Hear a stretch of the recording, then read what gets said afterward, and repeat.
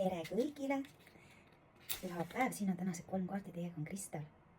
Valige siis see kaart, mis peaks kõige paremini resoneeruma tänase päeva energiatega või hoopis valige igasse päeva ossa üks kaart. Või valige, et kui soovige oma 3 soovi või küsige oma 3 küsimust ja kuulake ära, mis kaartidel teile rääkida on. Ja tänase päeva kõige esimene kaart on armunud.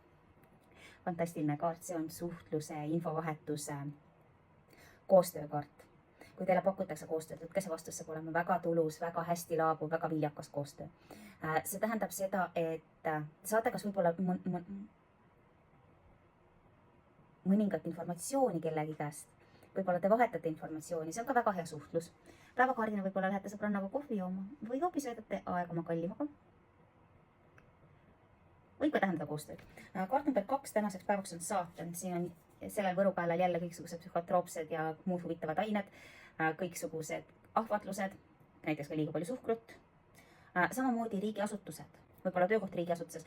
Võimalik on ka, et armusuhe, väga kuum kirglik suhe. Üldjuhul see on siis siiski nagu salasuhe või romaan.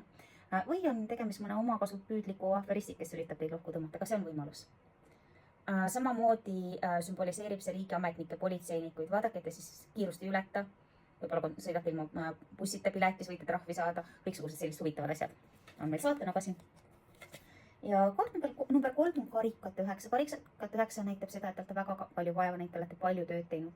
Ja nüüd on see koht, kus te saate käe südamele panna ja rahumeeli öelda, et jaa, et ma olen seda teinud, ma olen vaeva näinud. Te saate seda tähistada, et te olete jõudnud piisavalt kaugele, teid ümbritsevad samuti mõtlejad.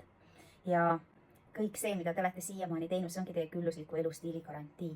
Sellepärast, et teate, et see töö ja see vaev, mis te olete sinna pannud, see tagab teile selle mugavuse tänases päevas. See tagab teile selle, kes te olete.